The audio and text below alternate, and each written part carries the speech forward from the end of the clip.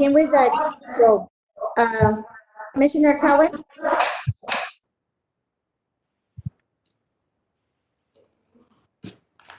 Here. Okay. For the record, it is 5:04 to begin the meeting. Commissioner Delancey, I'm here. Commissioner Munguia, Present. Commissioner Galvin, I'm here. Commissioner Tetro, I'm here. Commissioner Needs, I'm here. and the mayor. I'm here. Let's go ahead and call the meeting to order. Okay. Notice of a public meeting of the City Commission of the City of Brownsville, teleconference open meeting. Pursuant to Chapter 551, Title 5, Section 551.041 of the Texas Government Code, the Texas Open Act notice is hereby given that the City Commission of the City of Brownsville will conduct a regular meeting on Tuesday, May 19, 2020 at 5 p.m. via WebEx teleconference meeting. Our meeting number is 966-678-701. Password is meeting. This notice and meeting agenda are posted online on the City of Brownsville Agenda Center. We will begin. We've already taken roll call, so we can please have the invocation. For the invocation, since Pastor Brad is still recovering and we wish him well, I'm going to ask Commissioner Tetro to do the invocation for us. Okay. Let's bow our heads and pray. Lord, we ask you to guide us. We ask you to protect the city of Brownsville from COVID-19. We ask you with all of our strength, Lord, to bless the city of Brownsville, bring prosperity, peace, and good things to everybody who lives here. We ask for your guidance. We ask for your wisdom. And we ask you to bless us always to do the best that we can for the people of Brownsville with what we have. At this moment, I would like to ask everybody to silently to themselves say their own prayer for the city of Brownsville.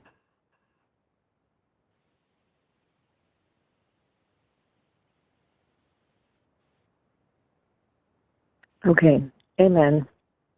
Thank you, Mayor. Thank you, Commissioner. Thank you. This time we have a proclamation for National Public Works Week from the 17th through the 23rd. Thank you.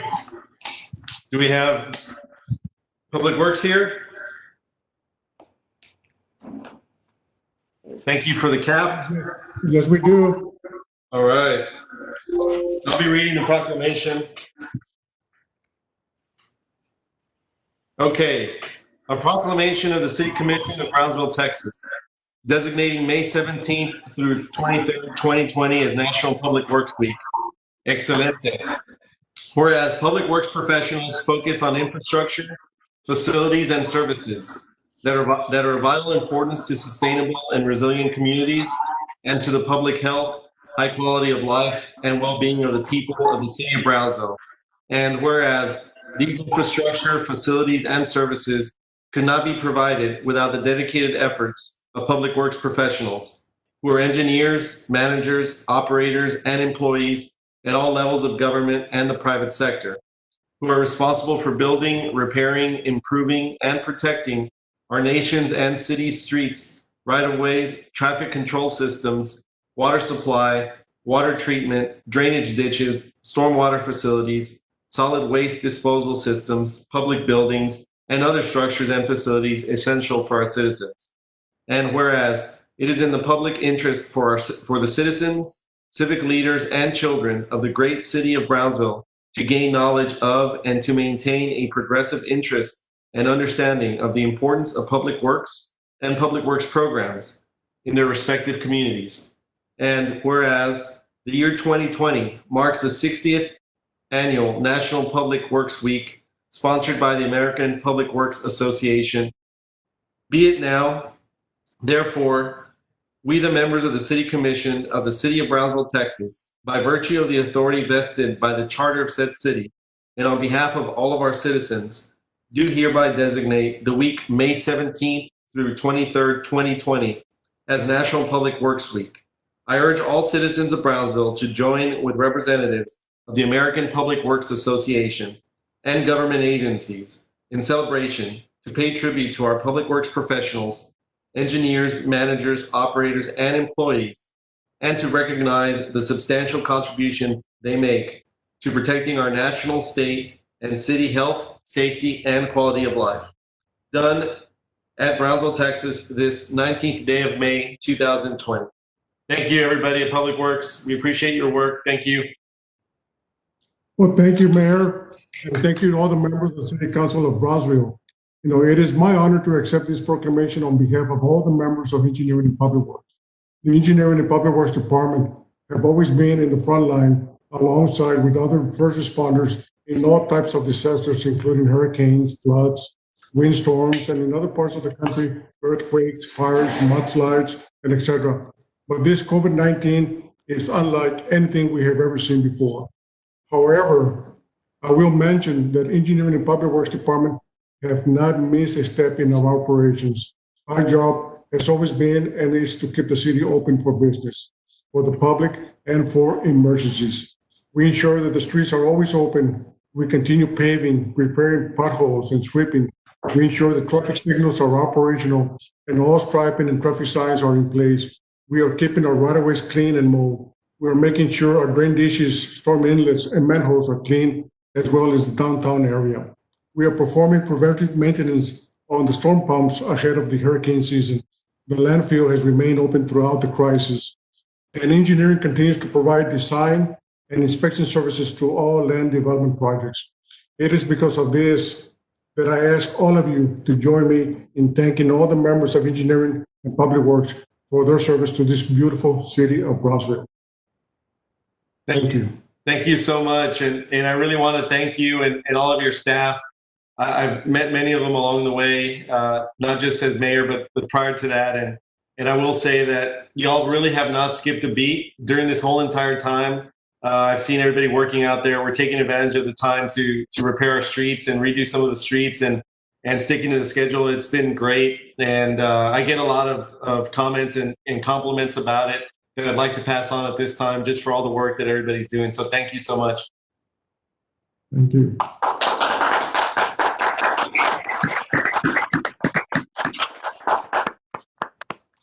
And if I may add, I'm really appreciative that y'all pick up the trash more than once a day downtown. It's an area that unfortunately gets a lot of trash. And so all the efforts of your people not only add to the cleanliness of our city, but it gives it a very safe feeling during the day and at night because we see public works out there.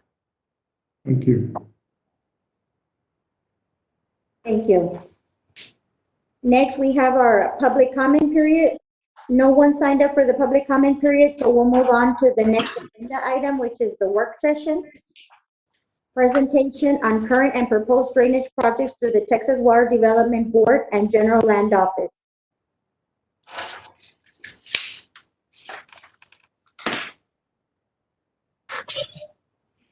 Good evening, Honorable Mayor and Commissioners. My name is David Licon. I'm with the Engineering and Public Works Department.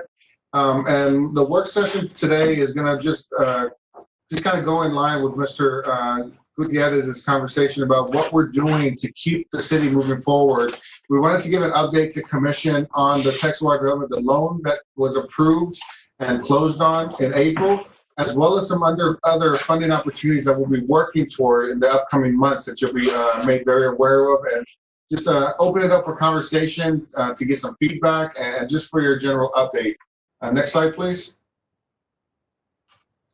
So what we're trying to move drainage toward is very similar to what we've been trying to move towards streets and public works overall. We're wanting to move Brownsville forward to the forefront of what we can do as far as with drainage, understanding that the SACA systems and the canals make it a very unique ecosystem for water in general. So the way we're going to keep moving forward with this drainage for the future for Brownsville is in doing a lot more community education, preparation and task force, innovative ideas, especially drainage forums. I know Commissioner Gowan, that you were one of the big proponents and champions when we started the drainage forums a few years back. And we're looking to kind of bring those back to our citizens to be aware of what's going on ahead of big storms as well as hurricane events. And also start doing some local charrettes with some state and federal partners which I'll speak about a little bit in the future. Now, when we start looking at what that means as far as for infrastructure, we know that our infrastructure is aging, and even our canals were really, thank you. Our canals were really built for a Brownsville of yesterday as opposed to a Brownsville of tomorrow. So what we're looking at is doing the regional approaches like the water plane park that we're going to be speaking on pretty soon, where we're starting to bring in some new innovative ideas, while also incorporating some tried and true methods that we've established here in Brownsville, as well as bringing some innovative techniques, some modeling systems that take it beyond just a normal study like we've done in the past. And lastly, using all of these new concepts to bring strategic improvement for Brownsville that I don't believe any other city in the Valley, if not Southern Texas, is quite using yet. So next slide, please. So just starting off with the Texas Water Development Board, the Clean Water State Revolving Fund, which I'm sure you're aware of, but just as a brief for everybody that might not be, it was an EPA funded funding source that was a pass-through through Texas Water Development Board. It's a 20-year term contract with a 0% interest rate, which was extremely appealing, which I'm sure you're well aware of. It was a $7 million request, and we did get a little bit of forgiveness, $25,000, which is extremely beneficial that it's completely forgiveness and we don't have to pay back. So that was a pretty added bonus, a cherry on top for the 0% loan that we received. So just a really quick history. We did start the application about 2 years ago with the commission, of course, signing off in March of 2019. And then we went through the full application process. There was an abridged application that led to the full application. And we finally got approved for it through the board back in December of last year, and then brought back, of course, in front of you for final approval that we can move forward with the project in March, and then finally closing on the loan in April. And what this project entailed is 4 different construction projects that would immediately affect what Brownsville, how we drain, and overall for the city, and in some smaller areas that we know we had some really high issues with flooding. Next slide, please.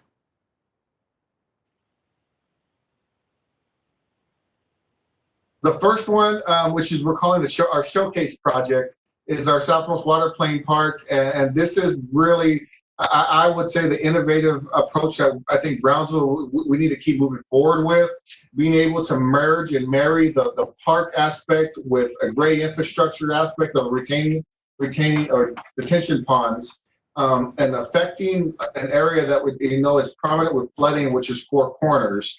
I wish I could zoom in and show y'all that just the new additions that we've added to the amenities, working with Dammers over at Parks. I know she's excited because I kind of told her now's the time for you to start speccing out what you want as far as the soccer fields and the splash pads and the basketball courts. So we're moving into that design phase. We're finishing the environmental analysis, which is done by PSI. We're on track for June of 2020. And we're moving along to stay with the schedule that we had promised with these loans, with construction pending, but completion being done in summertime of 2022. And it is a $2.6 million project, which doesn't include the portion that the city's putting into the project, as well as some design services that we're doing in kind. Next slide. And please feel free, if you have a question, to stop me in the middle. Our second project, which I think is the much needed project for the entire city of Brownsville because it affects the entire city, is the Impala Pump Station. This pump was established back in the 50s, early 60s, and it hasn't changed much since then. So it was created back before I was born, and we need to do some improvements because it really is the workhorse of all the pumps within the city, because it's the outfall. It's basically where all the waters go to for North Main Drain.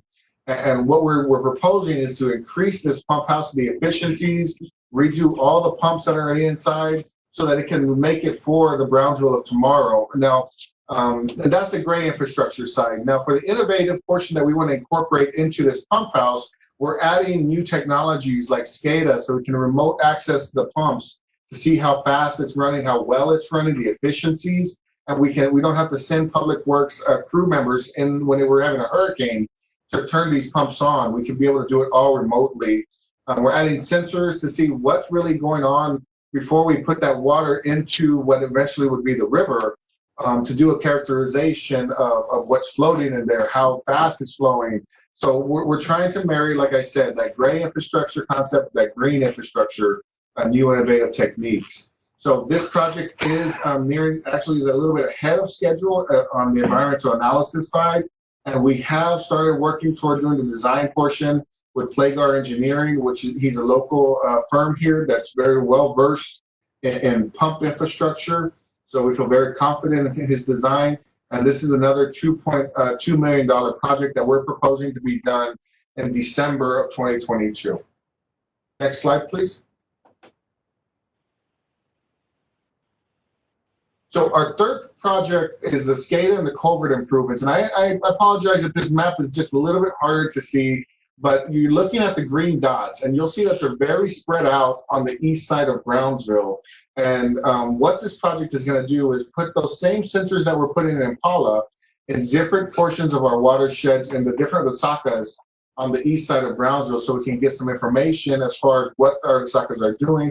More importantly, when they start changing direction, because in our engineering field, we understand that when water changes direction is when it starts to flood. And that's basically what's going on. And we want to know when that happens, how that happens, and to what degree that happens. So we'll have rain gauges, we'll have sensors and all kinds of cool devices that are going to give us a lot more of that information on what's going on in those Resaka systems. This is a project that's being done by Rabbit Kisner on environmental analysis. We are actually ahead of schedule, so we should be finishing ideally on the first week of June, possibly the second week. So that puts us a couple weeks ahead. And then our engineering design team is Hansen Engineering, which is also a local firm. And we are moving forward with the initial preliminary design work for these for the SCADA system. We had a meeting today with the design firm, with USGS, which is going to partner with us for these sensors so that they can give us the right tools that we would need. Because USGS does this is their bread and butter. So we thought who else better than to partner with is a federal agency like USGS to give us the guidance on these sensors. Next slide, please. And our last project for the Texas Water Development Board is the West Brownsville Drainage, and it's a bypass. And although we say it's a 60-inch RCP pipe, and it might not be as glamorous as putting the SCADA systems or the pumps, this is going to be pivotal for drainage concerns that we have in West Brownsville, especially around Elizabeth Street, the 14th area. What this is going to do is help bypass going up Elizabeth Street and over to 281, and then coming into the current route of the water. We're going to go straight into where the pumps are located so we can get rid of that water faster and hold it into our pumps. And so this is going to be crucial for helping. It'll be that first stage of really fixing West Brownsville and the drainage issues that we have in that area. So we are moving ahead on the environmental analysis. We're on schedule. Hansen is always also doing this engineering for us. They're about 20% complete. We've already scoped it out, and they're starting to do the preliminary engineering work for that. This is a $1.1 million project in construction only, not including design services. And we're planning to have that one done by third quarter 2022. So are there any questions on our update for Texas Water Development Board? Perfect. It was pretty cut and dry, so I appreciate that. So what we're doing next, this is where we're looking at the engineering and public works. We'd like to see where drainage is going to be going in the future. And if you're not aware, there's a couple of big grants that are coming out between GLO, the General Land Office, and even Texas Water Development Boards. And I'd like to show you kind of what our strategy is to tackle those funds and to see if we can get a little bit of that large pie down into Brownsville and the Valley area. Next slide, please. So the first one is the Texas Water Development Board again, and it's the Flood Infrastructure Fund. This application is due on June 14th, and the amount available, and I got all the zeros correct, I had to triple check it, is $793 million that the state is letting out to be competitive bid through the different municipalities and the drainage districts. And they're breaking it up into 4 categories. So we've been working tirelessly to get through what this entails. There's not a lot of information coming out because the state let this money out so quickly, and they want to start spending it so quickly before hurricane season comes around again and really does some damage.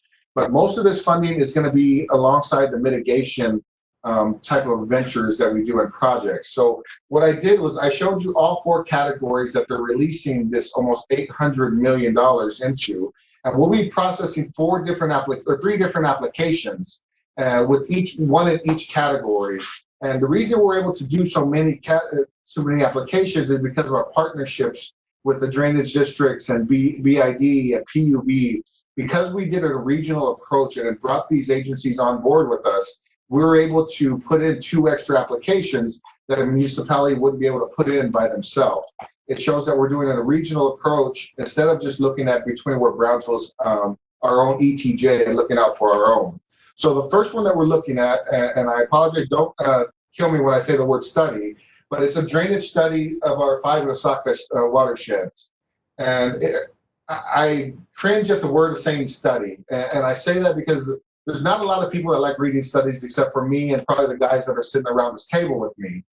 But what this study is doing is taking what we're doing right now with the sensors with USGS and really taking it to the next level. What USGS is working to do a proposal for us is to do an entire analysis of our watershed, the 5 Osakas, and then put it into a model that we can start putting in, say, another waterplane park. What would another waterplane park look like if we did it on 281? And how would that affect the entire city?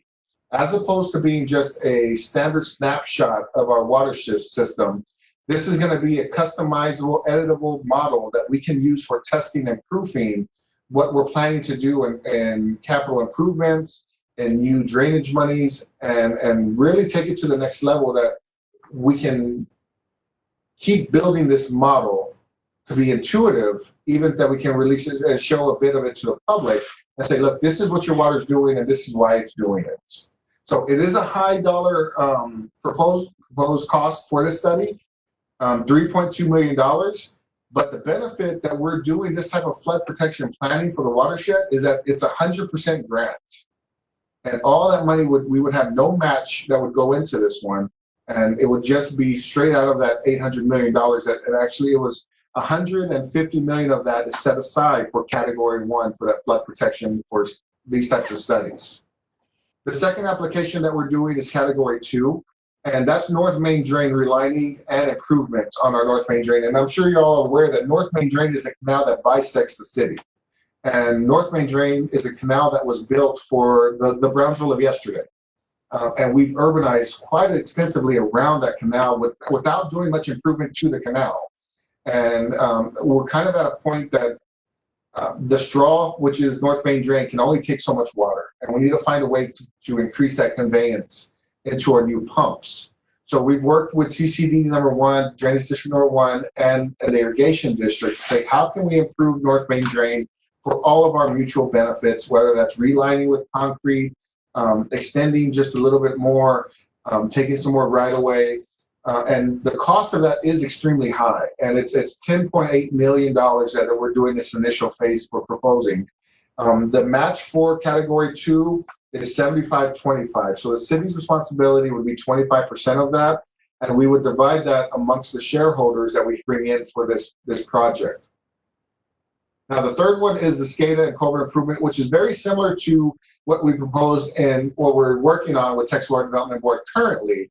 It just adds a few more sensors to some of the Osakas that we haven't touched. So although I had a lot of green dots on the previous slide, we were missing 2 other Osakas. And this Osaka Rancho Viejo and going up toward Los Fresnos where we don't have much information. And what I would pose to the commission tonight is that instead of looking at the boundary lines for where Brownsville is at, is that we can position ourselves as a city to really start looking at it as a watershed, that water knows no political boundaries and it's willing to flood just about anybody. So taking that approach, we're bringing in those different agencies like Los Mesnos that may not be able to afford this type of sensor work and technology, and saying, we're going to put this into a grant, just come on board and help us out so that we can in turn give you that information that we're working through. Next slide, please. Now, the GLO is a mitigation fund as well. This application is due in July 13th. And you will see that the number that's attached to this one is considerably larger than Texas Water Development Board. It's $4.2 billion that's been released. And this is going to be tied a lot to Harvey and the disasters that were declared between 2015 and 2018.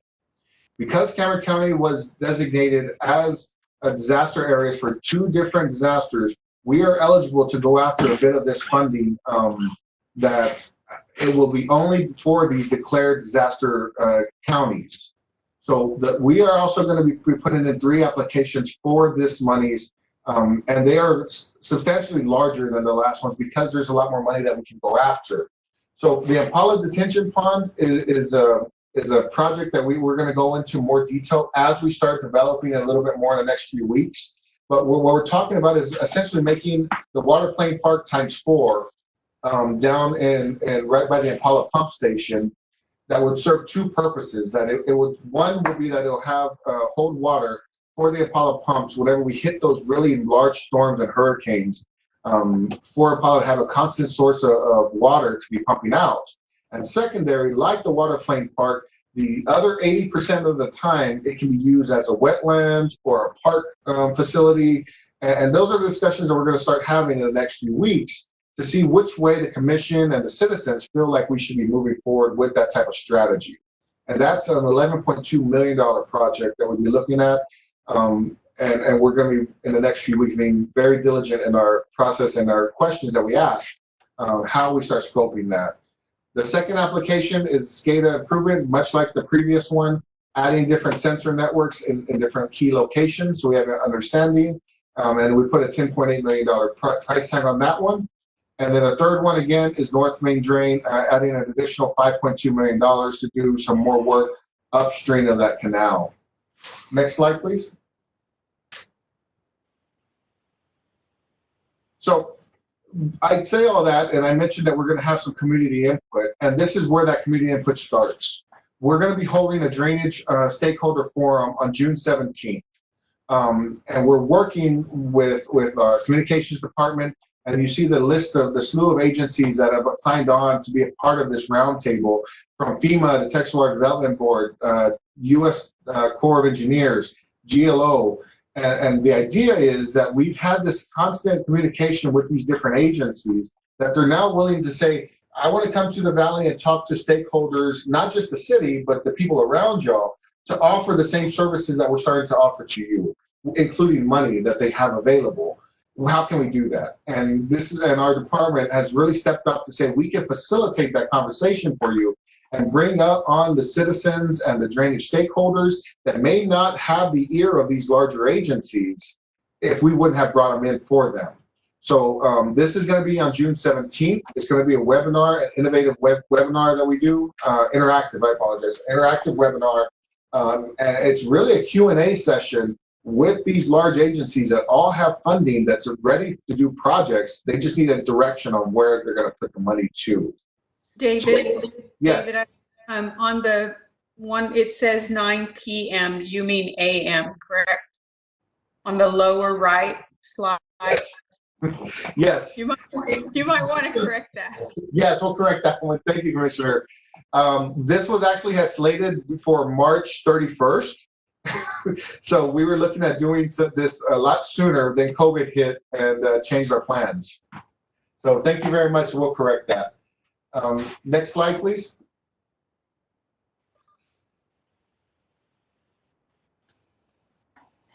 So what's next? And how do we need help? Next slide.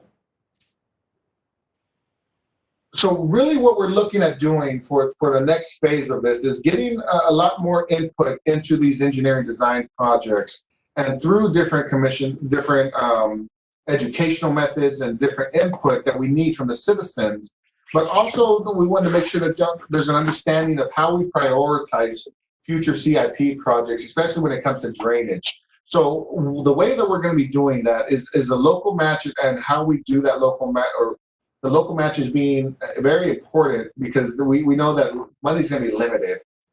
So determining which projects, if we are funded those applications, which grant to loan ratios fit what we need for the city of Brownsville, how much is that match? Because I gave pretty high dollar amounts to a lot of those projects. Partnerships, involvement, and responsibilities. How much is the PUBs and BIDs and the counties of the world willing to invest to partner with the city of Brownsville? Since we've done a lot of the legwork, we need partners to split that cost. And lastly, but most importantly, what is the benefit to the city of Brownsville? How does that look to change flooding in Brownsville? And what we need help on now is going through these processes. We need the commission's support, like you've supported us so much in the past, in these new technologies, in these innovative techniques, and we need that community engagement. And your voice carries a lot farther than ours do. Unfortunately, and that's just because we like to talk about water, and not a lot of people like talking about water. And that's just kind of where it's at. So that's, I think, how we really would need some help from commission to start pushing that public engagement, and even going upstairs into the state and federal elected officials to help push that we are doing something different in Brownsville. That, from what I've seen as being an engineer, all the rest of the valley is probably about 2 or 3 years behind what we're working toward. And the state, that goes along with the state. Nobody's doing sensor work like we're doing here quite yet. They want to, but we have proposals in hand that we're ready to bring in agencies like USGS. We just need that push. We need the community help, and then that push from our elected officials to start getting that moving, getting money down here in Brownsville. Next slide, please. So that's all I have. I want to thank you. I want to thank you for all the past few years that we've been doing drainage. I feel like we've come a long way. I'm glad to have all of our engineers around us, because this is actually my last presentation that I'm going to have for commission on drainage. My last day with the city is going to be on Friday. So I really appreciate all the support that you've given me in the past with these, it seemed like pie in the sky type projects that we're getting moving now. So I open it up for questions, and just thank you for all the support that you've given to my department during my time here. Well, thank you for all your work, David. You're definitely going to be missed, and we wish you the best in the next stage of your career. Thank you. Thank you, David. I want to add my thanks as well. I think that you guys do an awesome job, and it's very exciting to see these big dollars out there that might actually work. I think that for those that stay behind to continue your work, I think one of the most important things as we did our original drainage updates was to begin by educating the people and the leadership in what our geography is. Where are we starting from? And that really tells the story of, we cannot expect perfection. We can certainly do a whole lot better, but we can't change our inherent geography. And I think that was very meaningful, and a great platform from which to launch the different projects and input. So thank you very much for your work. And I hope it's not the last time we see you, maybe at the Splash Plane Park. For sure on that one. Thank you, commissioners.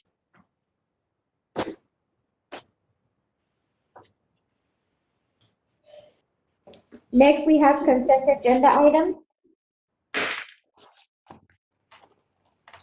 I'll move to approve the consent agenda. We have a motion to approve. Do I have a second? Second. We have a motion and a second. Any further discussion? Those in favor? Aye. Aye. Those opposed?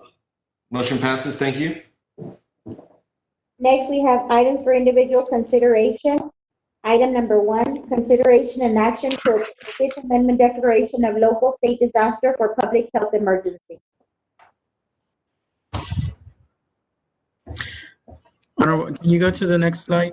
Good evening, Mayor and Council. We're going to begin with a presentation update on the COVID-19 test site as part of this item, and then we will go through the different because we understand it's important to show where we at with COVID prior to reading off the changes in the 5th amended declaration. Thank you. Art? Honorable Mayor, Commissioners, good evening. As part of the COVID-19 drive-through testing site, our running totals are, as of May 18th, 2020. We've tested over 2,000 tests now, 2,233. Of those, 2,162 did not meet criteria. Our running balance for insured to uninsured has held steady at 53% insured to 47% uninsured. Right now, at this time, we've reported to the county 125 positive results and 1,986 negative results. The drive-through itself has 125 results pending. Just to bring you up to speed, we're at day 39 as of yesterday. Yesterday, we tested 50 individuals, and we have 62 scheduled for today. So our numbers for the daily throughput at the event has continued to stay steady or rise a little bit. And on the Harlingen side, just yesterday we had four individuals come through, the 2 insured, 2 uninsured. We did report our first positive earlier this week for Harlingen, and a total of 22 negative on the Harlingen side. Next slide. All right, so this slide is just updated showing our cumulative cases and our estimated recoveries beginning March 21st to May 18th. So you do see that we are steadily, as our cases are increasing, we are having those recovered individuals, and that's a real good thing. Could we move to the next slide?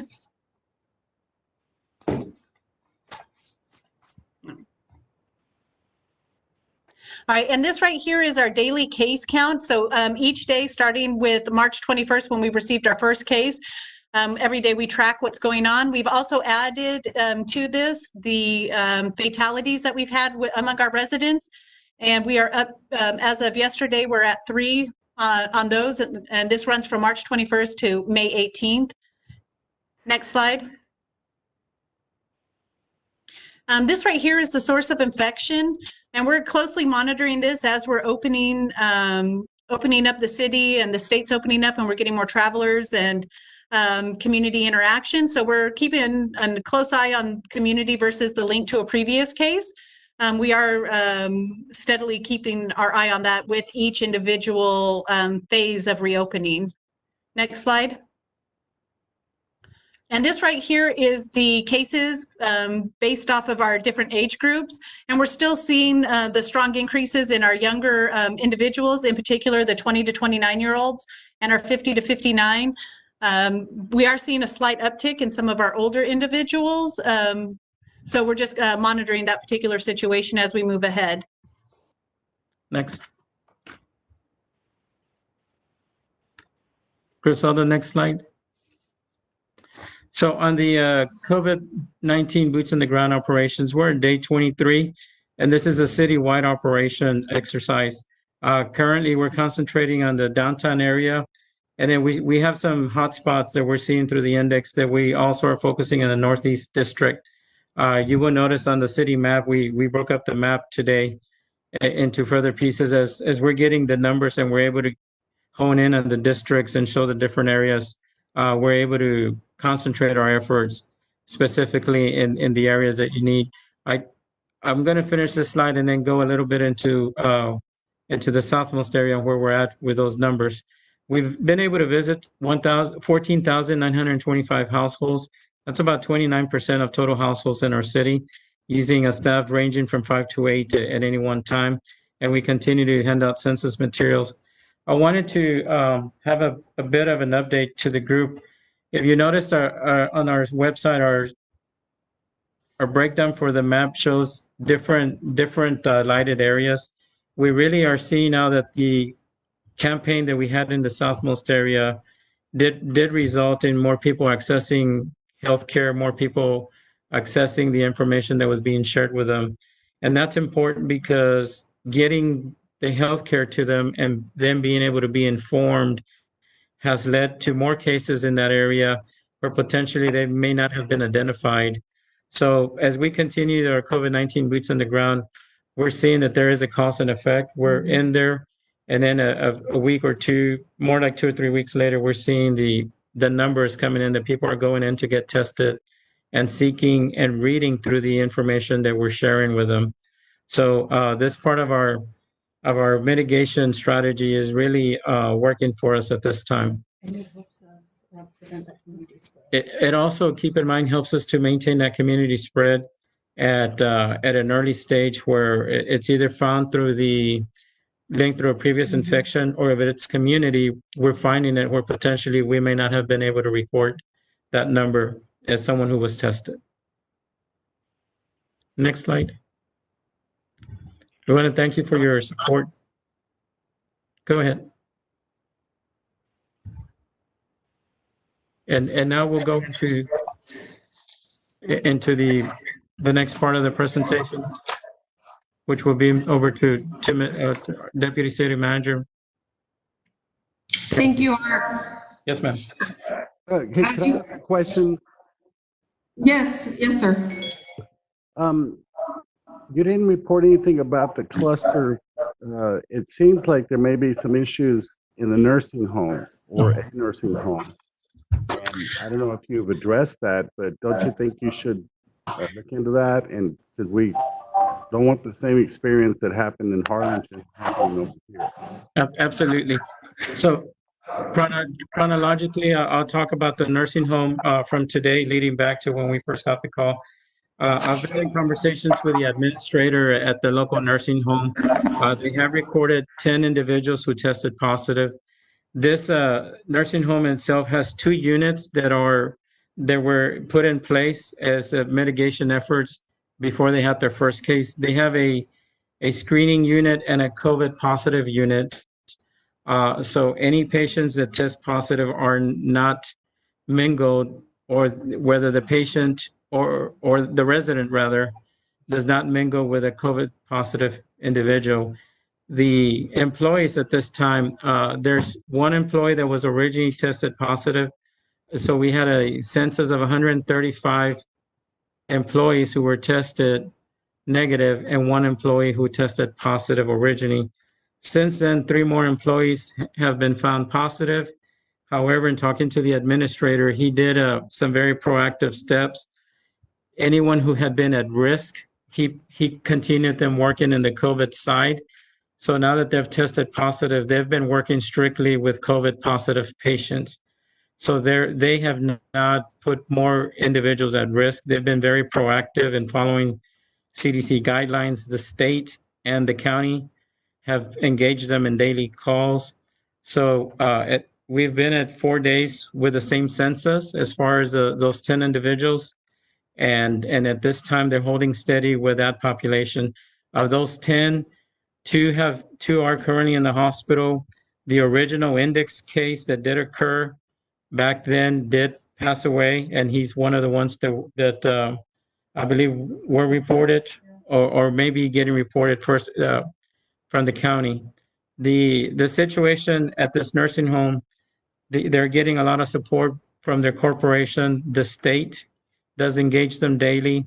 And then currently the governor's office has also recently mandated that nursing home patients throughout Texas be tested, including employees. And that's a separate initiative that we're working through the fire department so that here in short time, we will be able to report back to the commission a summary of our activities in conjunction with the Brownsville Fire Department. Thank you for the opportunity to give you an update there. Dr. Rodriguez, to follow up on Commissioner Neese's question, could you elaborate a little bit on what the nursing home's been doing in conjunction with the hospitals as well? Because I know that they've had some discussions regarding patients and procedures. Yes, sir. So one of the big conversations with this population of nursing homes is a balancing act in trying to keep the individuals at the nursing home. And then if they need hospitalization, the hospitals have been in contact with them. And it's a balancing act because the hospitals are trying to maintain an ability at 50% or more for their ICUs and their vent patients. So we do engage in group conversations to allow the hospitals to maintain a safe level and at the same time have the conversation so that the nursing home individuals, and this is all occurring at the medical level, physician to physician level, very high level communications between them so that there's not a breakdown in communications and the hospitals don't become overwhelmed with potentially what could be a situation of nursing home individuals. Once a nursing home patient leaves the institution, a hospital is compelled rather to keep them.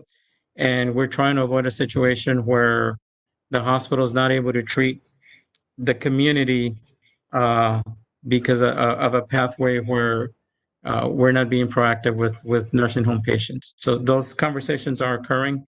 And Mayor, I think it's important to highlight just how complex this COVID response has been in trying to maintain this equilibrium between getting prudent care right on time and then trying to be proactive so that we keep the doors open to everyone in the ERs or in the ICUs. And y'all are making sure that people aren't going from one nursing home to the other, right? In other words, the employees aren't supposed to work in more than one nursing home. Yes, sir. And I can address it. We've done three things. Our health authority, Dr. Wells, actually did assist us. We did send a letter to the nursing homes. Also, the last two mayor's declarations have included that language.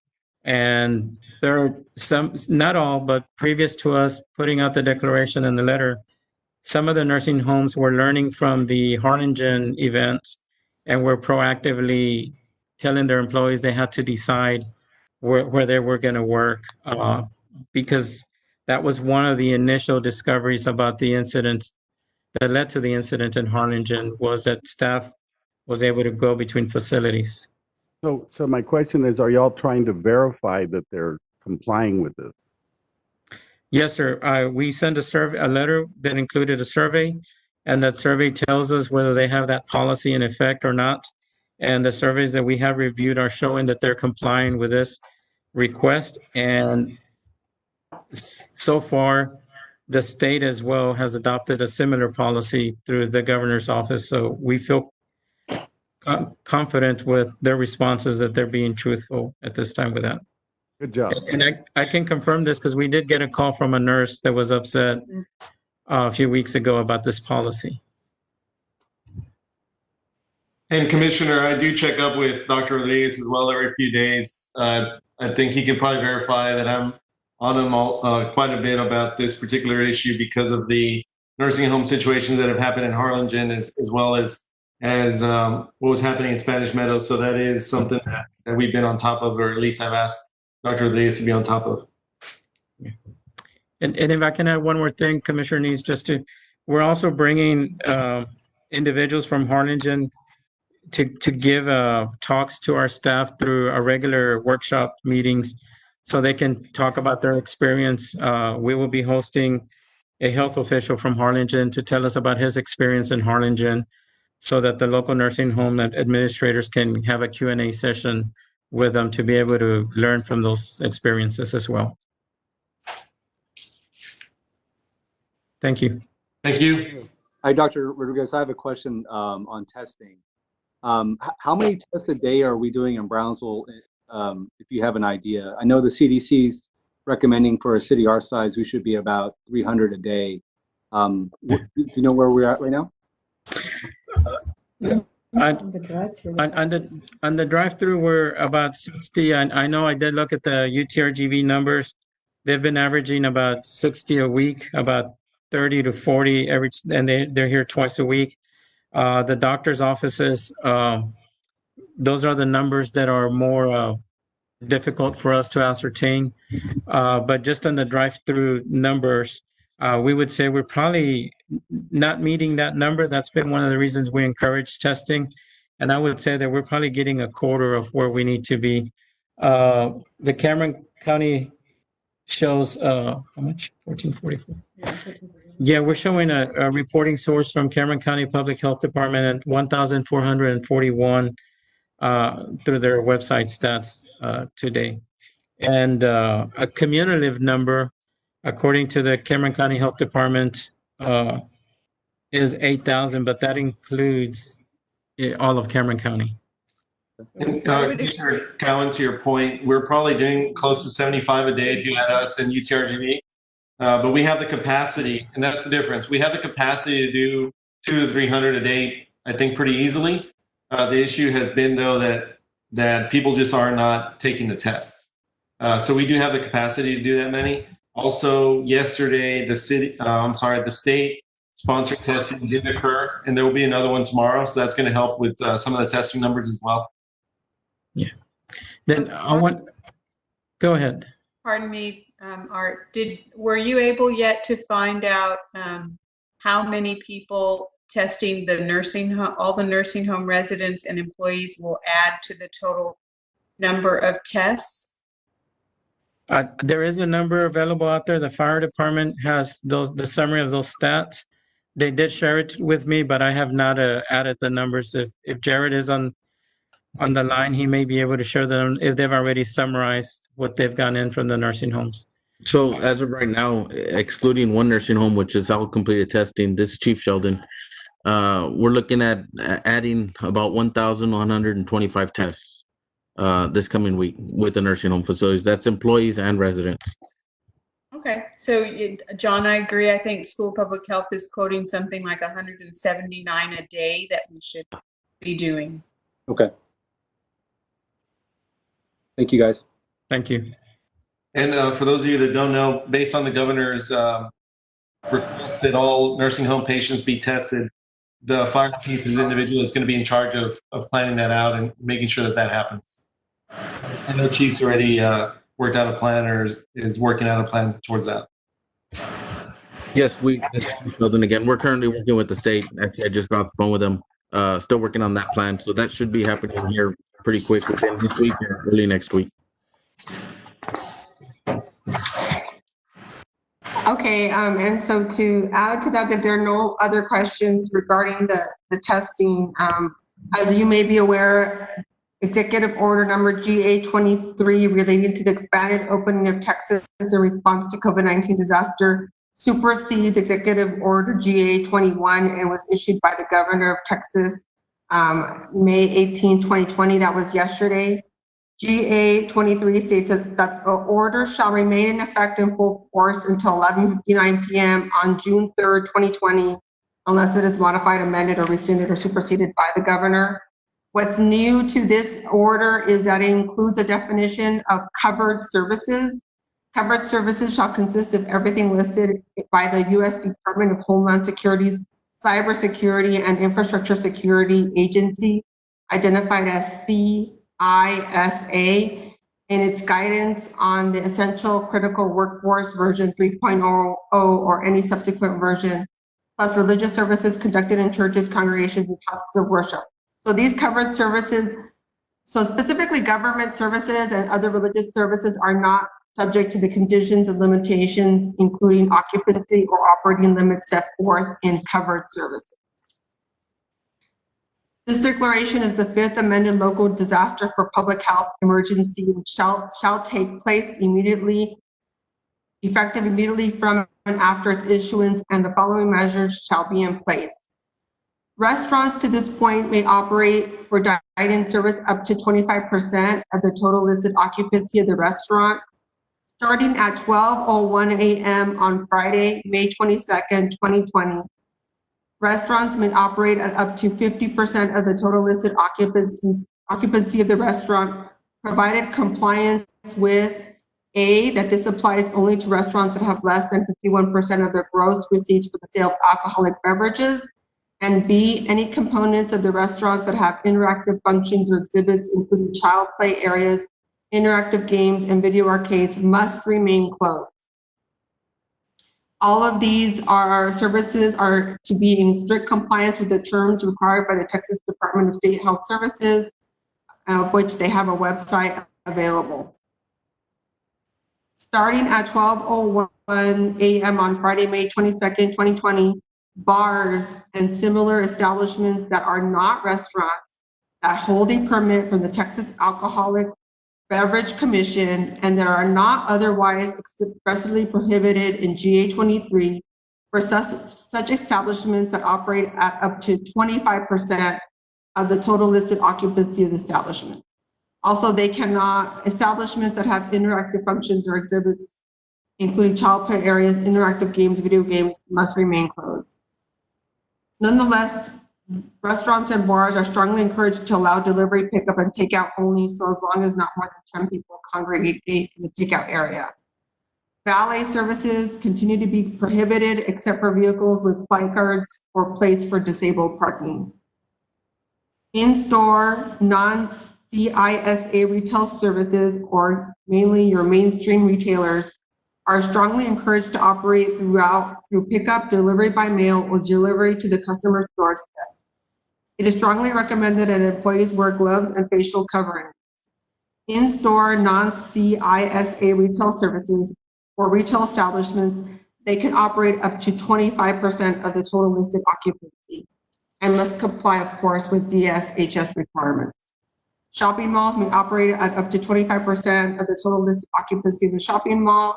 However, shopping mall food court dining areas, play areas, and interactive display and settings must remain closed, all required to comply with the DSHS requirements. Cosmetology salons, hair salons, barber shops, nail salons and shops, tanning salons, massage establishments, and other establishments where licensed cosmetologists, massage therapists, or barbers practice under Chapter 455 of the Texas Occupations Code are permitted to open. However, that all such salons, shops, massage establishments, and such facilities must ensure a 6 feet of distancing between operating workstations. Wedding venues and the services required to conduct weddings are permitted, provided, however, that for weddings held indoors, other than churches, congregation, or house of worship, the facility must operate may operate up to 25% of the total listed occupancy of the facilities. The occupancy limits do not apply to outdoor areas of a wedding reception or outdoor wedding reception. And that also has to comply with the minimum requirements as determined by the Department of Health Services. Non-CISA services provided for office workers in offices that operate at up to the greater of I, 10 employees, or double I, 25% of the total office workforce may open, provided, however, that individuals maintain appropriate social distancing. Non-CISA manufacturing services may open for facilities that operate up to 25% of the total listed occupancy of the facility. Gyms and exercise facilities and classes may operate at up to 25% of the total listed occupancy of the gym or exercise facility may open, provided, however, that locker rooms and showers must remain closed, but restrooms may open. Personal care and beauty services that have not already been reopened, such as tattoo studios, piercing studios, hair removal services, and hair loss treatment and growth services may open, provided, however, that all facilities must ensure at least 6 feet of social distancing between workstations. And of course, must be licensed or otherwise regulated by Texas state law. In accordance with GA 23, people shall avoid visiting interactive amusement venues such as video arcades, amusement parks, water parks, unless these enumerated establishments or venues are specifically added as a reopened service by proclamation or for future executive order of the government. Basically, those are not open yet. It is strongly recommended that occupants traveling in a vehicle with more than one person use facial coverings or masks. Furthermore, it is recommended that no children under 14 years of age accompany a parent or guardian for routine grocery supplies or gasoline replenishment trips. Starting at 12:01 a.m. on Friday, May 22nd, 2020, bingo halls and bowling alleys may operate at up to 25% of the total listed occupancy of the establishment. Bowling alleys must ensure at least 6 feet of social distancing between operating lanes, and all must, of course, adhere to DSHS requirements. Child daycare centers are strongly encouraged to not have more than 10 individuals, including children and caregivers per room, and comply with the 6 foot social distancing requirement as well as state requirements. There's another measure that we added specific to nursing homes. In accordance with the guidelines from the president and the CDC, people shall not visit nursing homes, state-supported living centers, assisted living facilities, or long-term care facilities unless to provide critical assistance as determined through guidance from the Texas Health and Human Services Commission.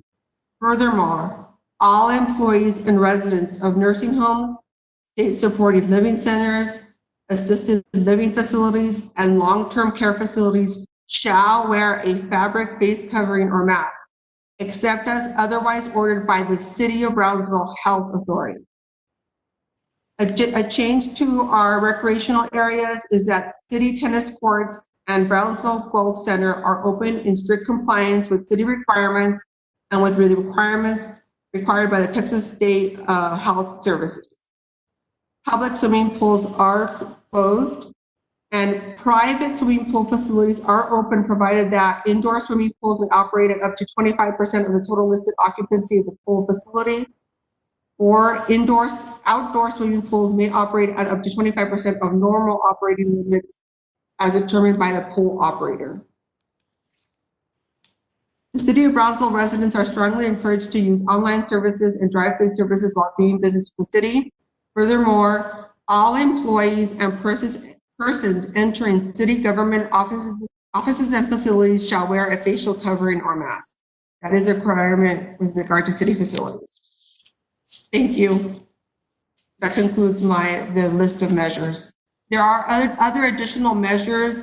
However, what I concentrated on is the measures that have recently changed given GA 23.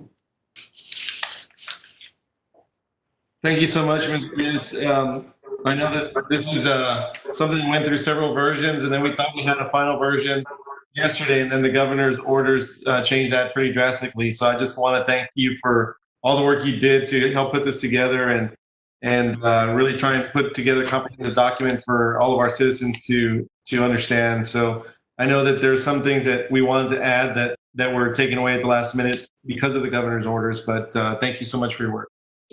You're welcome. Thank you. Does anybody have any questions?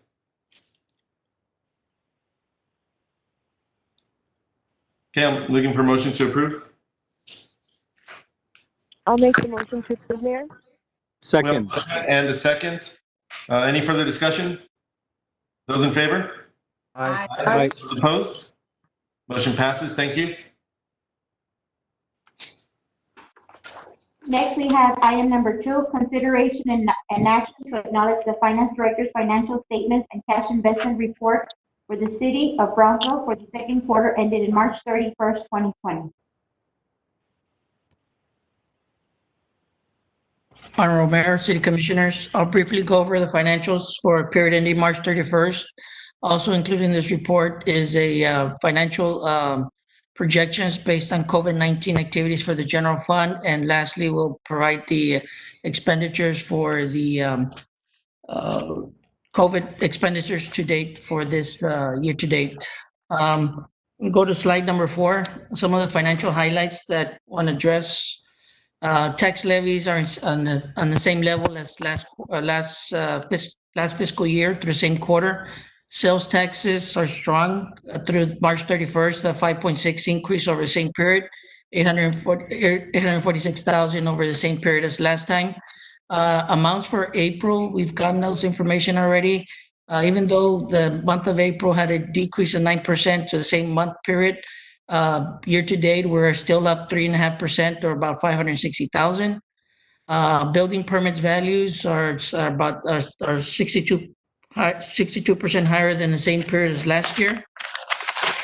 Next slide, please. Hotel motel tax receipts are 35% higher than, or 177,000 higher than the same period last year. Again, this is activity through March. We have COVID activity actually is going to hit us in April and May. We should see some differences there. PUB cash transfer is slightly less than budgeted for about 190,000. Veterans Bridge is also had a slight decrease of about 1.9% over budget projections. Next slide, please. Utility expenditures are higher, about 137,000 for the same period as last year. The unemployment rate has gone up to 7.8% through the month of March. Information for the month of April is still not available today for today. Next slide, page 7. In summary, general fund revenues are exceeding expenditures of about a little bit under $10 million. This is to be expected. A lot of our revenues are loaded up front to the first 6 months of the year. Then, of course, it has to do a lot with property tax collections. Next several schedules, I would like to skip over to schedule number, slide number 13.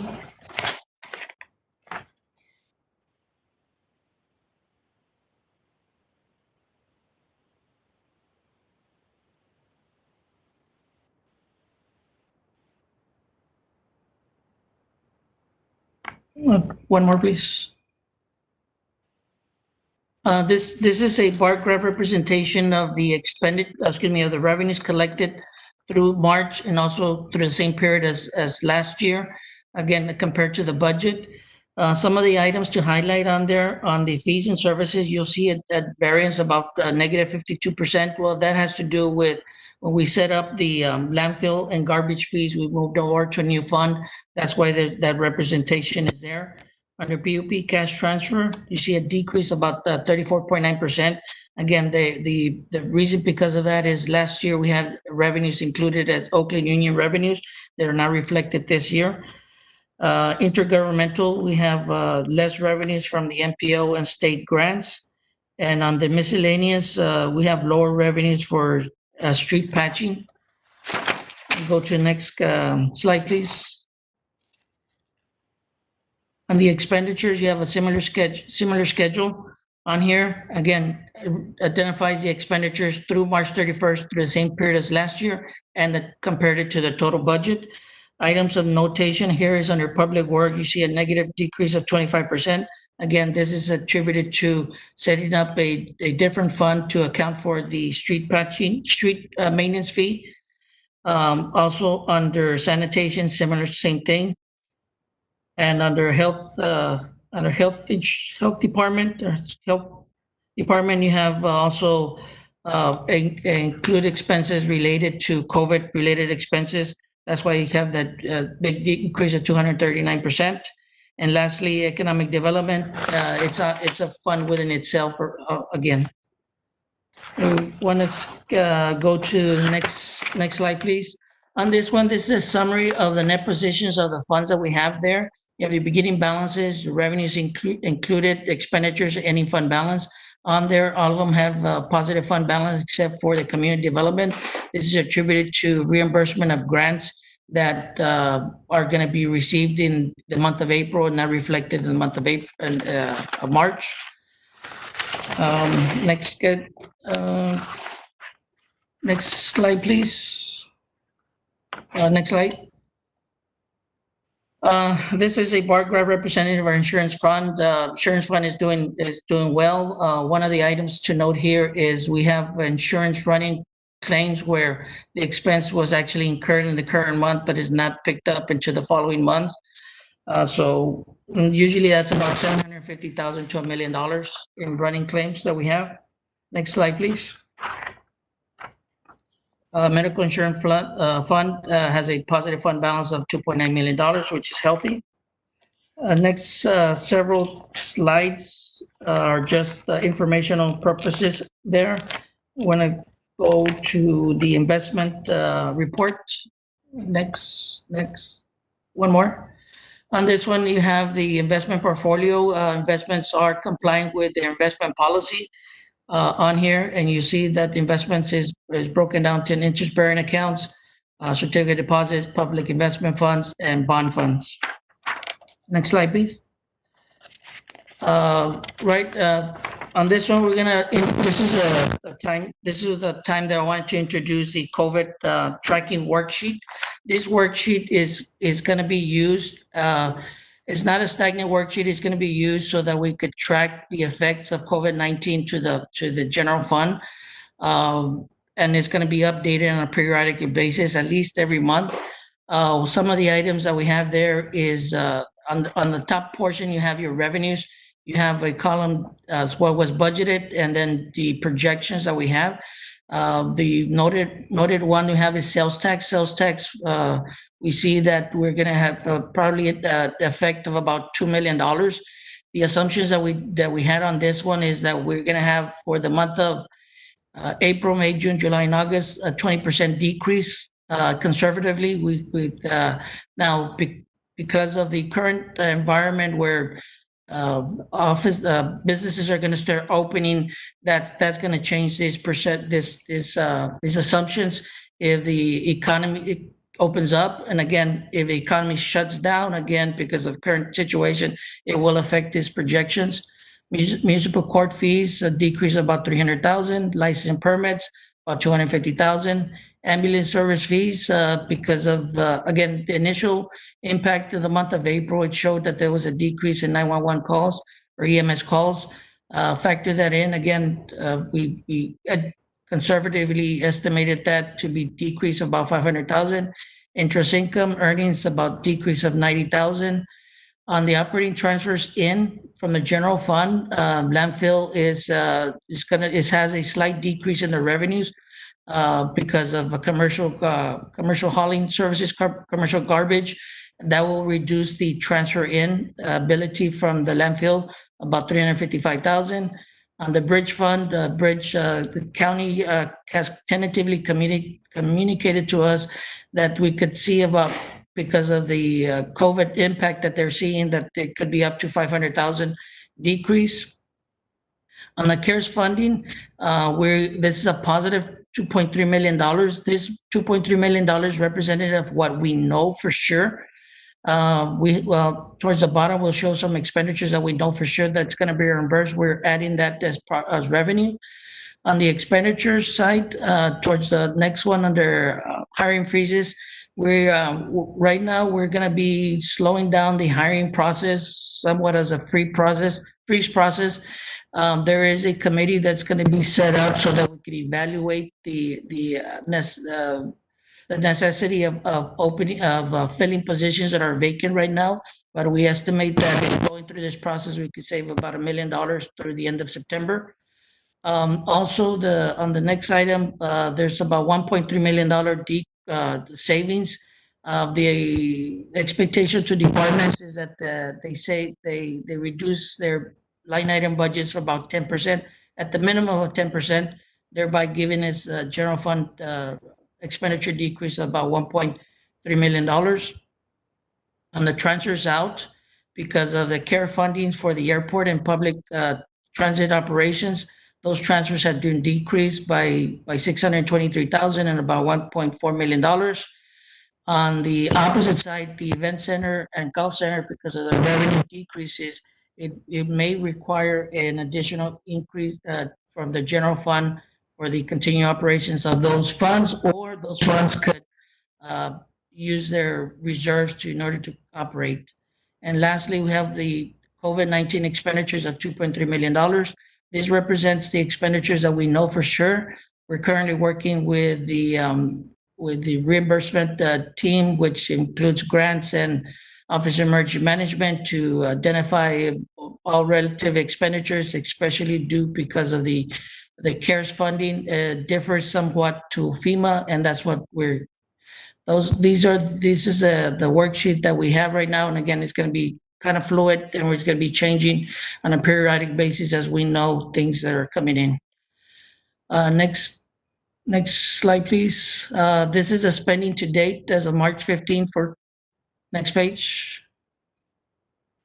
Again, we broke it down into what's budgeted and what's not budgeted. Unbudgeted personnel cost based about $4 million. Non-budgeted, that's where the $2.3 million is. Total COVID expenses, $6.2 million.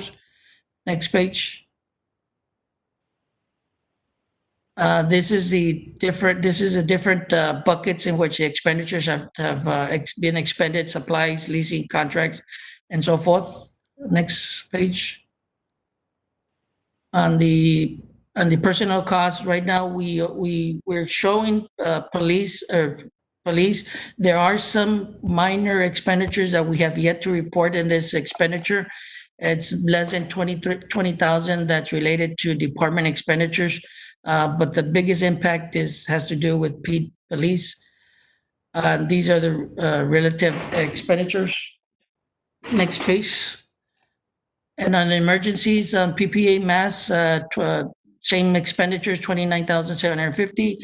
Tentatively, we've have an order on site of additional 500 masks that have been procured and available. We have a larger order that's going to be coming down. I think it's a total of 20,000 masks. That is in back order and is tentatively to be filled, but we have about the 5,000 masks apart from what's available at the department to continue operations. And then the drive-through collections, we have operating costs attributed to medical staff of about $63,000. And on testing kits for uninsured patients, uninsured individuals of $111,000. That concludes, you have any questions?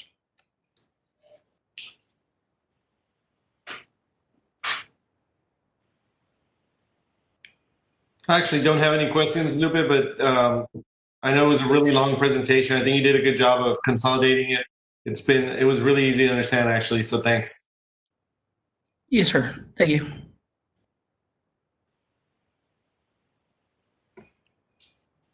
Action item, it is an action item? Right, this is an action item to acknowledge the financial statements and cash investment report. Do I have any motions? Motion to acknowledge. We have a motion by Commissioner Gowan, a second by Commissioner Galante. Any further discussion? Those in favor? Aye. Aye. Those opposed? Motion passes. Thank you. Next, we have action item number 3, consideration and action on resolution number 2020-042 to amend resolution number 2017-030, authorizing the execution of an advance funding agreement between the City of Brownsville and the Texas Department of Transportation regarding the Southmost Nature Trail Phase 2 project, Manzano Street to La Posada Drive. Mayor, City Commissioners, good afternoon. My name is Paul Garza, I'm your new Mobility Director. We have a advanced funding agreement, and at this point, I'm going to ask the Commission if we can table this item. We had a notice from TxDOT yesterday that one of the reviews within TxDOT internally did not have a chance to review this. And so we asked the Commission today to table this item, and then when we get the clearance from TxDOT, we'll bring it back. Is tabling the item going to cause any delay, Mr. Garza? No, Mayor, no. Okay. I'll Very move good. the table. We have a motion to table Second. and a second. Any discussion? Those in favor? Aye. Aye. Those opposed? Okay, the item will be tabled. Thank you. Thank you. Next, we have action item number 4, consideration and action to approve the substantial amendment to the City of Brownsville Citizen Participation Plan. Good evening, Honorable Mayor and City Commissioners. I don't think you can see me, but could you hear me? Yes. Okay, perfect. Today, we present to you 3 different items for your consideration and action. And so I'm going to ask, Grisela, can you please, thank you, bring up the PowerPoint slide? Perfect. And these are substantial amendments to the following plans previously approved by the U.S. Housing and Urban Development, HUD, and the city. And these include the Citizen Participation Plan, the Regional Consolidated Plan, and the Annual Action Plan. The City of Brownsville has been allocated Community Development Block Grant, CDBG, and Emergency Solutions Grant Funding, ESG, by HUD for the prevention, preparation, and response to COVID-19. These allocations are authorized by the CARES Act, and the total allocation for Brownsville for both programs combined is $2,416,936. Next slide, please. The COVID-19 funding process is guided differently compared to the annual allocation process. For our normal allocation process, we kick off the funding process every year with a community development summit and community voice campaign. We have been in constant contact with HUD to monitor and respond with the actions needed to access this emergency COVID-19 funding. And so in order to access the funding, we are required to make substantial amendments to the 3 plans that I previously mentioned to reflect COVID allocation and categories. So what you see on the slide is the roadmap, which highlights the actions that have been taken. And please note that these actions have helped us expedite, hopefully, the funding allocation from an expected fall date to this summer. And due to the COVID-19 pandemic and the circumstances, we have received or have been able to secure waivers and flexibilities, such as reducing to 5 days instead of the regular 30-day timeline, the public comment period for substantial amendments. Next slide, please. So this particular item is to amend the citizen participation plan, which includes the following. It's to reflect public hearings to be done virtually or electronic in response to current pandemic, and to also allow this format in case of any future emergencies, national emergencies or national disaster. And it would also reflect a period of 5 days for public comment as provided in the waiver by HUD on each substantial amendment instead of the 30 days in response to COVID-19. So these proposed changes are allowed by HUD since they waived the regulatory requirements in order to respond to COVID.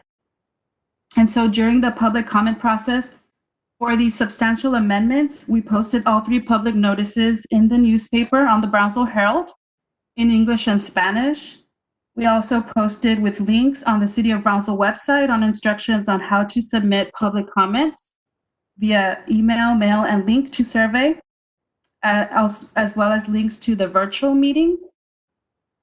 A push notification was also implemented on the City of Brownsville website with the substantial amendment information, which sends a notification to devices to those individuals who have subscribed to this push notification.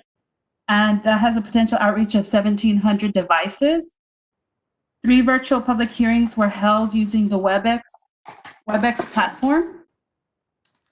And so on the next 2 columns, we will come back to those as we will cover them individually as different action items.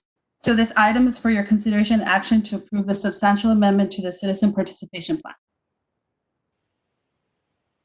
Motion to approve. We have a motion to approve. Do I have a second? Second. Motion and a second. Any discussion? Yeah, I have a question. What was the response to the outreach that y'all did? Yes, Commissioner Neese. So we received during our 5-day public comment process, we received responses from 2 residents from about 8 organizations. And then also we're continuing the process as far as having outreach. This week, we met with the Homeless Coalition and provided the information as far as what the next steps are, what we know, what we don't know yet. And so far, there is support as far as amending the different plans. There was, yes, there was feedback in regards to emailing, and we did email those current HUD recipients as far as the information that we have and what we're still pending. Who is the Homeless Coalition comprised of? So with the Homeless Coalition, it is different organizations that provide services to the homeless. I know we have the Ozanam Center on there, Good Neighbor Settlement Home. We have other organizations, the Friendship of Women, and other organizations. Are Catholic Charities involved? I believe so. I can double check that, Commissioner Neese. Well, I would just encourage you to keep an open line of conversation with them, communication, please, with all of those people that have responded, especially the Homeless Coalition. Yes, of course. Thank you. We also did receive response from United Way. And then I believe Texas Tropical is also part of the Homeless Coalition and Catholic Charities.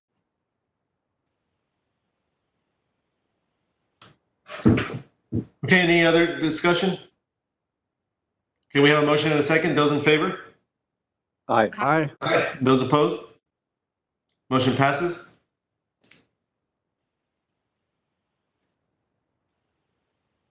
Next, we have action item number 5, consideration and action to approve the substantial amendment to the Consolidated Plan 2015 through 2019, extending it by 1 additional year to 2015 to 2020 and reflecting additional projects, activities to prevent, prepare for, and respond to COVID-19. Yes, Mayor and City Commissioners, this particular item is to amend the Consolidated Plan, which is from 2015 to 2019, in particular by extending it by 1 additional year. And this would reflect 2015 to 2020. This would allow amended to add activities to effectively prevent, prepare for, and respond to COVID-19. And this would include rental housing subsidies, food banks, economic development for micro enterprise assistance, and/or direct financial assistance to for-profit business and health services. So it would allow for us to add the categories we don't have that's reflected for COVID-19. It is important to note that the City of Brownsville collaborated with the cities of San Benito and also Harlingen to create and submit a Cameron County Regional Consolidated Plan back in 2015. And so the current end date for this is during the 2019-2020 program year. So we are requiring to update this and submit by August 2020.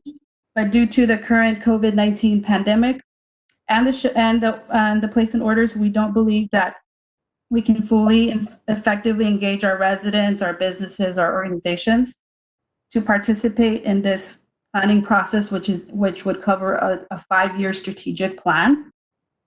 And so as far as San Benito and Harlingen, they also are expected to go before their commission, I believe late May or early June, for a request to substantial amendment as well. So this item is for consideration and action to approve substantial amendment to the Consolidated Plan.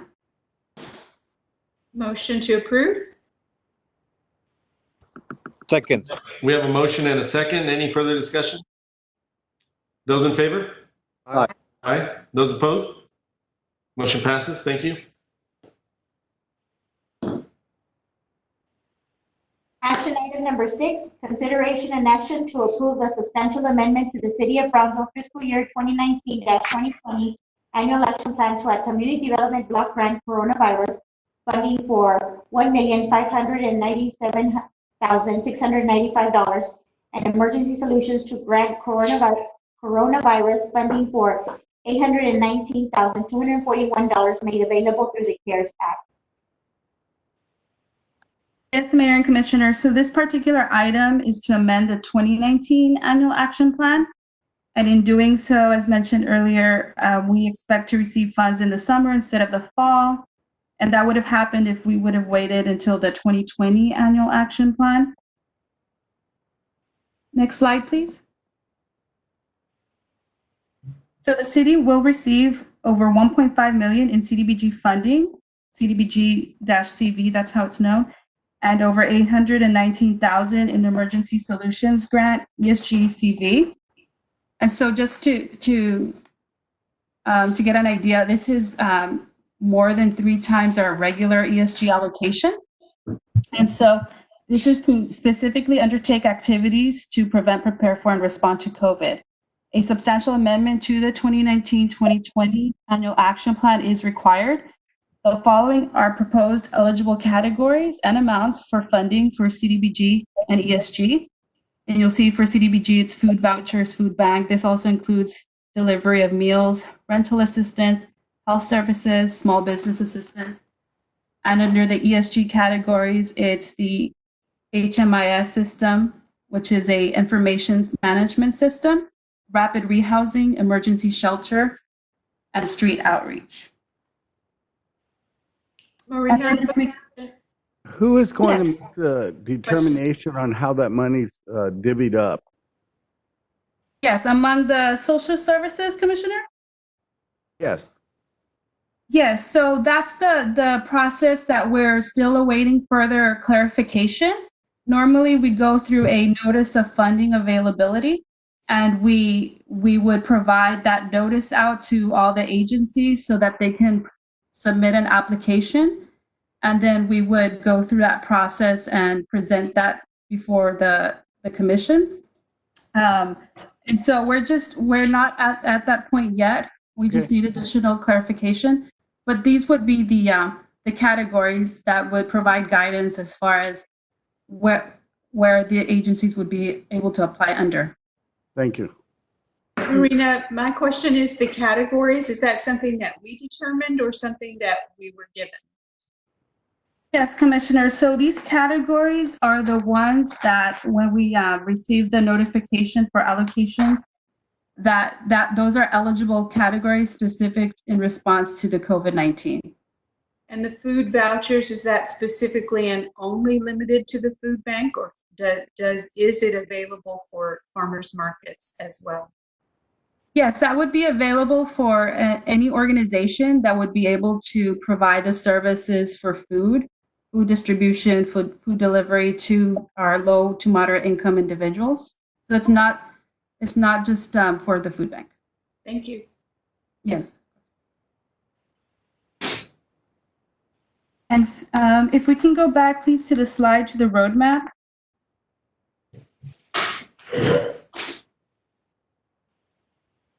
So as mentioned, we're just pending the several steps regarding the process for funding for the social service organizations. And so that's just clarification on the NOFA process, letters of intent, application process.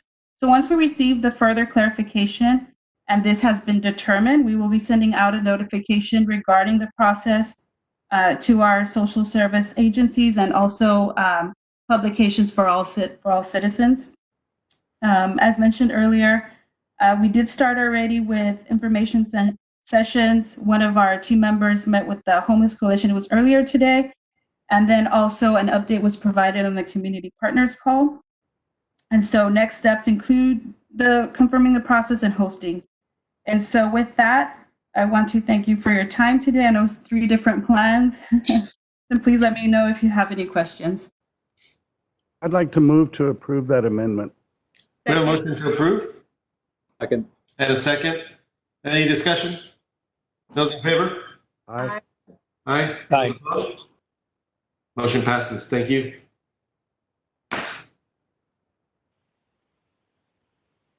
Next, we have action item number 7, consideration and action on approval of policy statements related to 5-year financial forecasting process.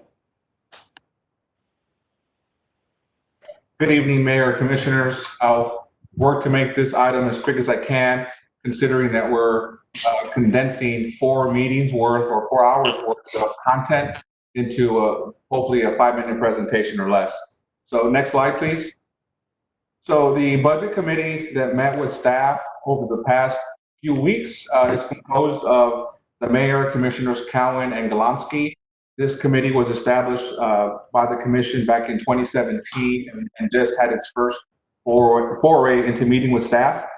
We did it under the context of the current COVID-19 pandemic. So there was no better time to talk about strategy and forecasting than during a time where things like rainy day funds and the like become very important. We did share the comprehensive notes of the work of the committee with the commission for the review. There are about 23 pages worth of information and also things that are left to do as a result of the work of the committee. I will say that the fiscal year 2020 budget already incorporates strategies. So the lens of being more strategic with how we allocate resources isn't something that we're starting with the forecast. It's something that we're building on because the 2020 budget has a facilities plan, a fleet plan, an OPEB trust fund. We have a bridge fund cap, and we established cash funding systems that will now remain with us in future budgets. But basically, some of the work that got done as part of the forecast, you'll see that as part of the fiscal 21 budget. So what you see here are the dates and what the content of those meetings were. Next slide, please. This is just a high-level model that kind of shows you how the forecast fits into all other work that you all have been involved with and some of the work that we do internally. This is really what feeds, one feeds the other, and they're all complementary. So this is the interplay of the different plans and actions that we take, sometimes annually, like the budget, others are multi-year. The forecast is kind of right in between how you satisfy the work of a long-term master plan or vision with it, or a 5-year plan that the commission created with making the capital improvements that drive it forward, and then other service enhancements that you really can't accomplish on a year-to-year basis. You have to take more of a long-term approach. What's not covered on this slide, and that does feed things like the forecast, are other types of plans and agreements like the Parks Master Plan, the Airport Master Plan, the Pavement Condition Index. There's just an array of things that happen within the city that really feed these different documents, but just wanted to show you all really how they interconnect, since we're going to start the budget for 2021 here pretty soon. Next slide, please. The fiscal forecast model, here are some of the points of what it covers. It's really a way to take a big picture, high level view, long-term view of this, in this case, the general fund, so that we make sure that as we look to move and advance the commission's vision forward, that we're understanding of how it is that we can afford it and fund it. How do we dedicate cash flows, and what are some of the assumptions and trends and patterns that we see within the city and then outside of the city that can impact our financial planning. One of those external scans that we couldn't see in December of last year was the COVID, but we're able to pivot and adjust because we did some work the past few months related to our finances. Next slide, please. Here's just another example of how we also referenced other documents of work that we have done. In this case, here's a Virginia report. This did come up on multiple occasions as we talked about infrastructure, services, and stuff like that. Next slide. Here's another contextual piece. You all saw this in the budget last year. Here it just shows that we do have to do more with less, and we have to also look at ways to grow our tax base so that we can afford to do more within general fund. We have a variety of enterprise funds that support general fund, but we want to make sure that the typical fees like property and sales tax, et cetera, really drive general fund versus being too interdependent with outside enterprise funds like the landfill and the bridge fund and stuff like that. Next slide, please. And here's the audit. Same thing. What you see here are things that you're not going to really address in one budget. Things like your OPEB, things like your infrastructure condition that's aging, that is showing here in our net position. These things won't get done overnight. So the fiscal forecast aims to address at longer term issues like what you see on this slide. Next slide, please. The policy statements are what we're seeking approval of today. That'll set the parameters for our budget for fiscal 21. Really they're not formal policies per se, like the policy manual. What they are is the commission's and the budget committee's way of saying, yes, we agree with some of the strategies that staff is proposing. For example, in fiscal year 20, we capped the bridge fund at 3.1 million to not grow in the dependency of the bridge fund transferring to general fund. This forecast, for example, has a recommendation to convert that from a strategy into a policy statement, so that can continue to be something that we do year in and year out as we go forward. And I'll highlight just a couple of other policy statements that I felt were relative to highlight during this short presentation. Next slide, please. Here are the variety of policy statements. I won't touch on every one, but here, if you go into the fiscal forecast report, these are all explained more in depth, and they were discussed in very close detail during the budget committee meetings. Next slide, please. And then here's an example of our fund balance. We did focus on the fund balance policy. I'll talk a bit about what that is and how it satisfies a Government Finance Officers Association best practice. But the trend has been that it's been increasing, and we studied more about what's causing this. Really what's caused a lot of this has been that we have been seeing conservative sales tax budgeting, but also enterprise funds like PUB and others that have been transferring more than what's been budgeted. So we've seen this trend, and the question is, okay, so at what point do we want to say we maxed out what we want to have as a rainy day fund, and the difference of that can be used to fund capital outlay projects on a cash basis. Next slide, please. The committee discussed the current policy, which was percentage-based. It was based between 15 to 18% at all times, which is closer to 60 days. And the committee agreed with increasing it to 90 days, which is DFOA best practice. And then once that's maxed out, anything in addition to that then can be programmed for a one-time cash funding of projects. So if you look at this chart, it gives you a 5-year, very digestible scenario, and the arrow is pointing to if by adopting this policy statement, we wouldn't quite meet the 90 days, but we would be probably in our estimates 1 to 2 fiscal years away from funding that, and then the difference could now be used for our capital needs. Any questions on that slide? Next slide, please. Here's another one that we spent a good amount of time in. This is the kind of the transfer in, transfer out. General fund is a clearinghouse for all of our enterprise fundings. There's some type of activity, either money coming in or money leaving the fund. Money that comes in, 3 enterprise funds that support general fund are PUB, the bridge fund, and the landfill fund. And what we want to do is stabilize general fund by not increasing these transfers in over time, but being more disciplined and saying we want to cap it so that if these funds ever have any instability, general fund wouldn't be compromised because we're not overly dependent on things like the bridge, which currently we're seeing a decline in revenue. There's also the peso and other things that are external factors within our local regional context. So we just want to make sure that we protect the fund. Same thing with transfer outs. As we transfer out, we want to make sure that there's a system of evaluating the payback and the cost of service for any funds that we support through general fund funding. Next, please.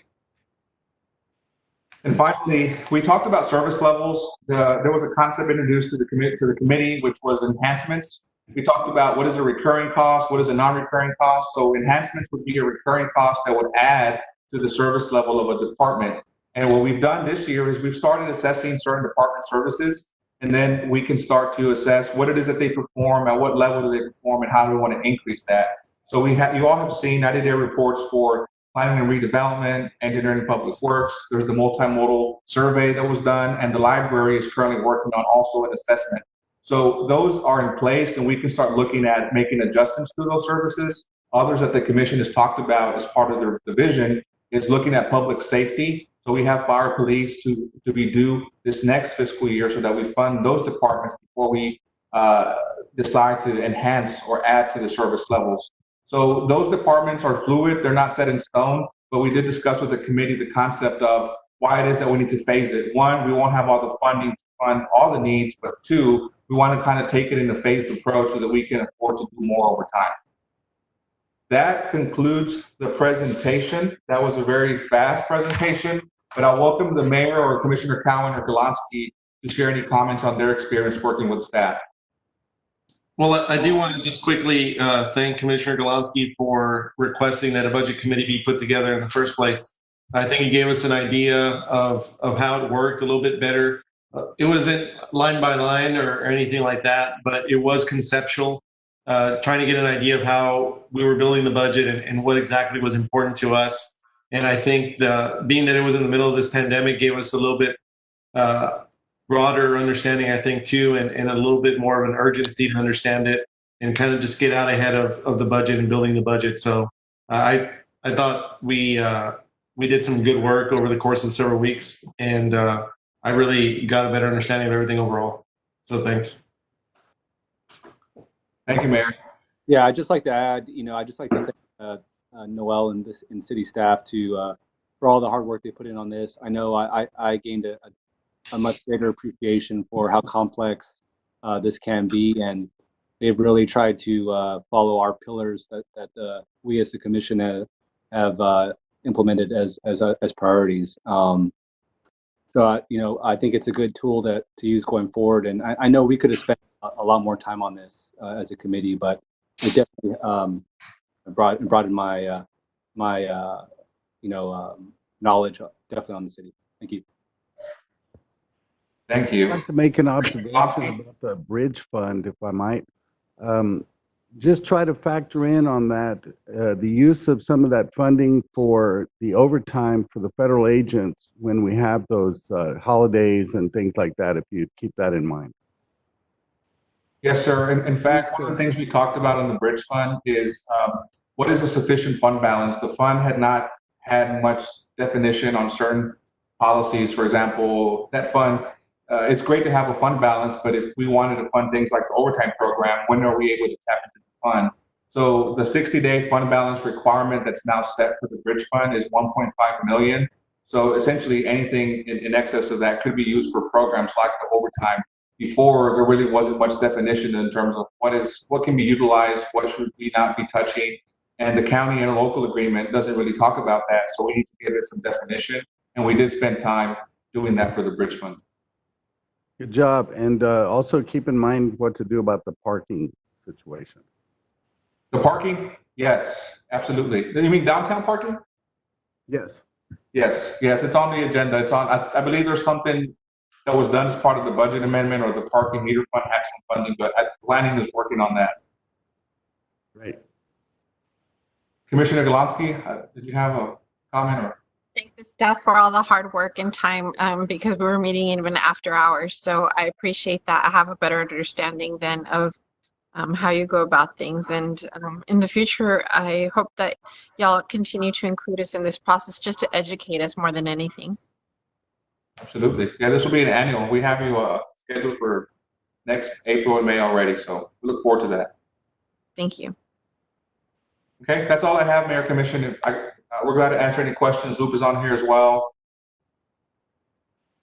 I don't have anything else to add, Mr. Ronald, but the actual policy statements themselves, are they up here? We have them in the packet. We provided a copy of the COB. The entire report is in the packet. Okay. Yeah. Does anybody else have any questions? Okay, looking for a motion? Motion to approve? We have a motion to approve. Do I have a second? Second. Motion and a second. Any further discussion? Those in favor? Aye. Aye. Those opposed? Motion passes. Thank you. Thank you. Next, we have executive session item. Attorney consultation pursuant to section 551.0712 Texas Government Code to provide legal advice and counsel in connection with the adoption of a general franchise ordinance for the city of Brownsville to be codified in the City of Brownsville Code of Ordinance under its own chapter and to address legal issues related thereto. All right, do you have any motions to go into executive session? Motion to move to executive session? Second. Second, yeah. We have a motion and a second. Those in favor? Aye. All right. Okay, we will be adjourned to executive session.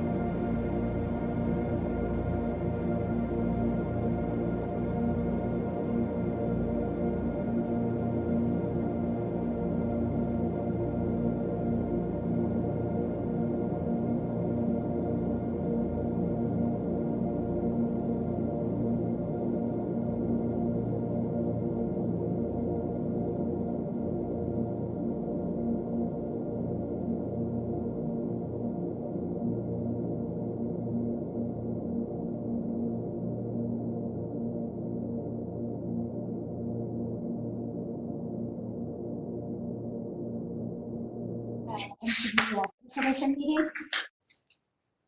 I see Commissioner Cowan, Present. Commissioner Solanski Pisanya, Present. Commissioner Munguia, Present. Commissioner Gowan, Present. Commissioner Castro, Commissioner Neese, I'm here. and I see the mayor. And I Yes, I'm here. attorneys and management. I will go ahead and read the action item for executive session 1.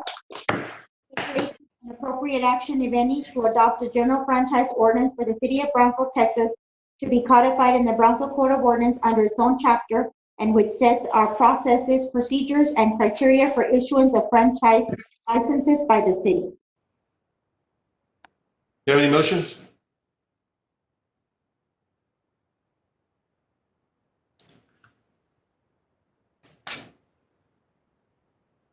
I move to approve. We have a motion to approve by Commissioner Munguia. Do I have a second? Second. We have a second by Commissioner Cowan. Any further discussion?